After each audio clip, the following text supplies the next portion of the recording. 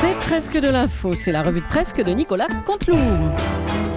Et c'est donc Stéphane Bern qui est avec nous aujourd'hui. Stéphane, bonjour. Mes chers voisins, joie, bonheur et alacrité de vous retrouver en pleine forme après ce pont, que dis-je, ce pont, ce viaduc de un jour de la Pentecôte.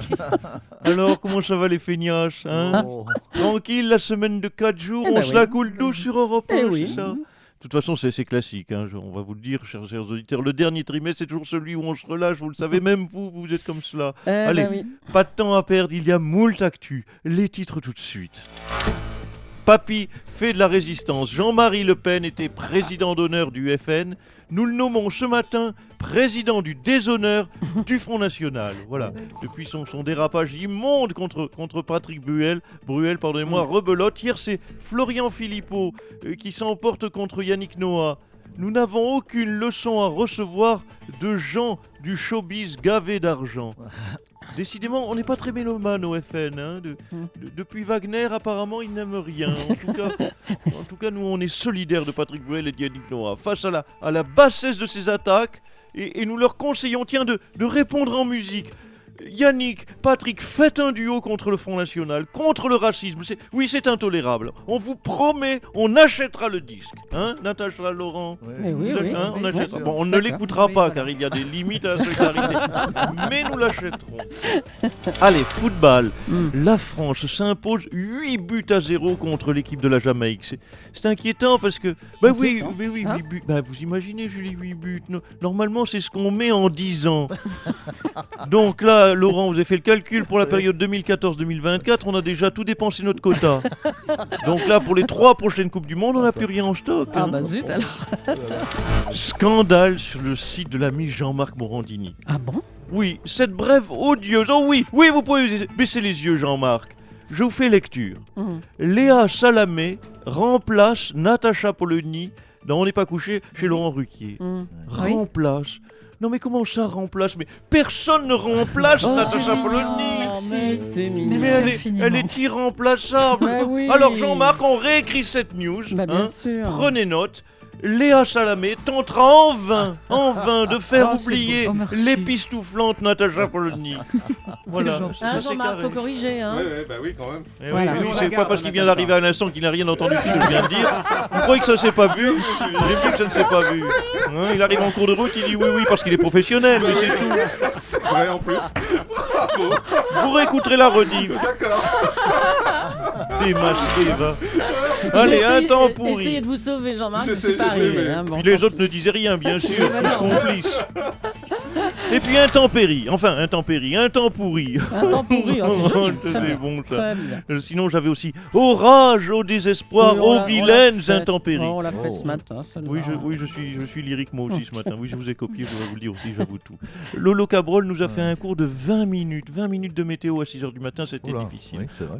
Je tiens à vous le dire, Laurent, je vous apprécie beaucoup, mais on n'a rien compris. On réécoute donc en plus court et en plus clair.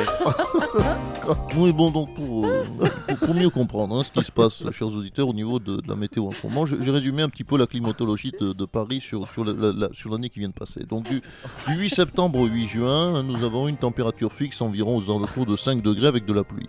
Et puis là, le 9 juin, le temps change complètement, on passe en climat équatorial avec des températures qui passent de 5 à 37 degrés dans la journée. Et évidemment, dès le lendemain, avec ces fortes chaleurs, bien sûr, ce sont les orages violents qui ont éclaté. Qui vont éclater jusqu'au 8 septembre où on retrouvera des températures de 5 degrés. Voilà une bien belle ville avec une belle climatologie. Ça ne m'étonne pas que le prix au mètre carré soit si peu cher à Paris. On a échappé au verre d'eau à jeter dans le four chaud. Hein, c'est ce que vous a expliqué ce matin quand même, hein, Laurent. Allez, merci beaucoup Stéphane Bern. À bientôt. Je vous en prie. Clash chez les Le Pen. Marine Le Pen condamne la faute politique de son père. Jean-Marie Le Pen qui a répondu que la faute politique, c'était la pensée unique. Bonjour Marine Le Pen. Oui, bonjour, chers Leclerc. Vous êtes en colère contre votre père. Hein. Non, écoutez, je suis déconcerté, et puis ce problème est réglé. Non, c'est vrai que j'étais hier, je dois vous le dire, un petit peu chafouine, un petit peu colère contre Papounet. Et je recondamne à nouveau sa métaphore boulangère de la fameuse fournée. Attendez, Marine Le Pen, vous condamnez à moitié, hein, vous condamnez l'interprétation malveillante. Ce n'est pas pareil quand même. Oui, écoutez, je condamne l'interprétation malveillante, comme il se doit de vous, les médias. Allez, c'est Écoutez, parti. je prends... Écoutez, on va dire les choses telles qu'elles sont. Vous êtes tellement cons, vous les médias, je vais vous parler trivialement, pardonnez-moi de vous le dire, que vous prenez tout mal.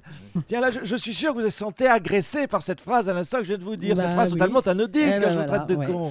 Et vous réaffirmez que votre père n'est ni raciste ni antisémite, Marine Le Mais Pen. écoutez, absolument. Néanmoins, je tiens à sanctionner Papounet. Et les petites blagounettes antisémites dont il est fervent, ce sont des propos qu'on tient à table entre nous, papa. Pas devant les micros. Et donc, si Papounet écoute Europe 1 ce matin, j'ai un message pour lui. Papounet, tu le sais, dimanche, c'est la fête des pères. J'ai prévu de t'offrir une compile des chants de la Wehrmacht. Eh bien, tu ne l'auras pas. Voilà, tu es puni. Et voilà. Bon, allez. Merci Marine Le Pen. J'en prie, je l'éclaire. Hier, c'était donc le lundi de Pentecôte, un jour férié, mais souvent travaillé puisque c'est la journée de solidarité aux personnes âgées, mise en place par vous, Jean-Pierre Raffarin. Oui, merci de le rappeler. Cher Julie Leclerc, bonjour à tous. C'est Jean-Pierre Raffarin. Oui, bonjour à tous. Et surtout, bravo à tous dans ce studio pour votre journée de solidarité envers les personnes âgées. Enfin là, c'est pas un très bon exemple parce qu'hier, on n'a pas travaillé avec Thomas. Je sais, Ah. car j'écoute. Le matin, j'écoute un département. Et d'ailleurs, quand j'ai appris ça, que j'écoutais, que j'ai vu que vous n'étiez pas dans le studio, je me suis dit, oh, les fumiers. Et Sympa. puis, je me suis renseigné et j'ai appris cette nouvelle en signe de solidarité aux personnes âgées. Hier, Julie Thomas, et je vous en suis gré, vous avez emmené Jean-Pierre Elkabbach faire une balade aux eaux de Vincennes. C'est un beau geste. Allons. Oui, si, la semaine dernière, vous l'aviez envoyé à Sochi rencontrer Poutine. Hier, aux eaux de Vincennes, voir les singes. Bravo, il faut s'occuper de ces anciens. Win the solidarité against the senior. Jean-Pierre Raffarin, à bientôt. Merci t'en d'être prie. passé. Et puis on va revenir sur l'éclatante victoire de l'équipe de France 8-0 face à la Jamaïque avec nos spécialistes foot. On va commencer bien sûr avec Dani Cohn-Bendit en duplex du Brésil. Ciao, baisse Joao, baisse la musique, arrête, là derrière le bar, la sono, baisse la musique. Dani. C'est mon direct dans quelques secondes avec les relous de la matinale. Dani, on vous entend. Ciao, quelle heure il est là? Oh putain, 3h50.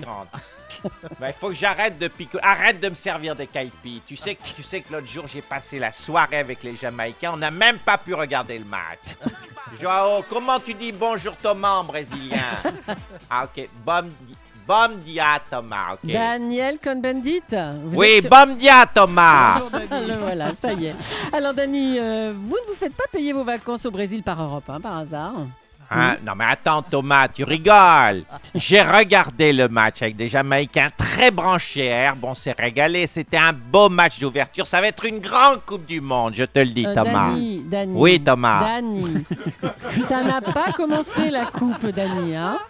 C'était un Hein? match amical. C'est un match amical que vous avez vu. Ah bon? Ouais, mais tu sais, moi, le foot, c'est un petit peu comme la politique, Thomas. Je peux en parler des heures dans les médias, mais j'en ai jamais vraiment fait, tu comprends? Oh, bah, ça promet comme consultant. Merci, Dani. Et puis, il est notre consultant. Bonjour, Thomas. Il est notre consultant exclusif. On voulait bien sûr avoir le regard de Raymond Domenech, le plus grand fan des Bleus. Raymond.